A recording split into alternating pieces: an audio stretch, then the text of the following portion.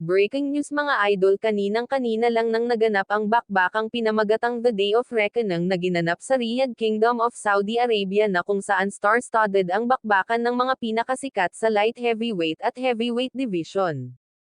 Unang match-up ay ang laban ng Jarrell Miller versus Daniel Dubois sa heavyweight division na kung saan tumimbang ng 333 pounds si Jarrell Miller at tumimbang naman ng 239 pounds si Daniel Dubois. Lamang ng 94 pounds si Jarrell Miller kay Daniel Dubois. Pero pagdating sa bakbakan bugbog ang inabot ni Jarrell Miller, hanggang 10 rounds lang ang itinagal niya sa laban kay Daniel Dubois. Itinigil na ng referee sa round 10 ang laban at nanalo via TKO si Daniel Dubois. Samantala sa laban ng Deontay Wilder versus Joseph Parker na kung saan tumimbang ng 213 pounds si Wilder at tumimbang naman ng 245.3 pounds si Joseph Parker. Pagdating naman sa kanilang bakbakan ay malaking upset ang nangyari.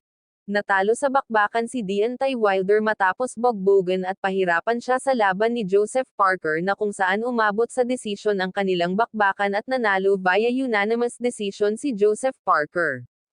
Marami ang nagsasabi na kulang sa conditioning si Deontay Wilder dahil mahina ang footwork at walang improvement ang galawan kaya bumagsak ang kanyang kartada sa 43 wins 42 wins by way of knockouts with 3 defeats samantalang si Joseph Parker ay umabante na ang kartada sa 35 wins 24 wins by way of knockouts with 3 defeats. Sa isa pang main event naman sa laban ng Anthony Joshua versus Otto Wallin na kung saan tumimbang ng 251 pounds si Anthony Joshua at tumimbang ng 238.6 pounds si Otto Wallin. Pagdating naman sa bakbakan ay maagang na-outbox ni Anthony Joshua si Otto Wallin. Dahil sa malaki ang naging pinsala ni Otto Wallin sa unang 4 na rounds kaya sa pagtatapos ng round 5 ay ipinatigil na ni Otto Wallin ang laban sa referee. Nanalo si Anthony Joshua via TKO sa round 5.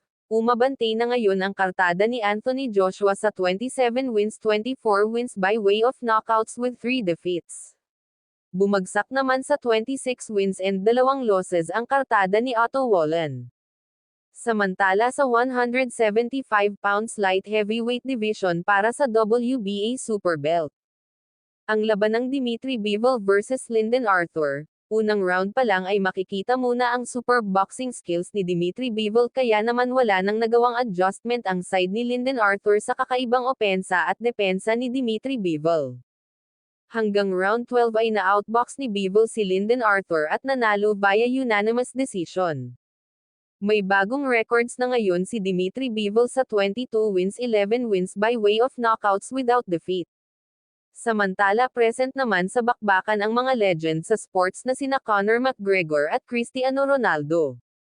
Si Devin Haney ay pumunta rin sa Riyadh, Kingdom of Saudi Arabia para manood sa mga laban ng The Day of Reckoning. Na-interview pa ng media si Devin Haney during the fight. Ayon pa kay Devin Haney, ay nag-uusap na daw ang kampo nila at kampo nila Ryan Garcia para sa posibleng bakbakan sa 140 pounds light welterweight division. Posible daw sa susunod na taon ang Devin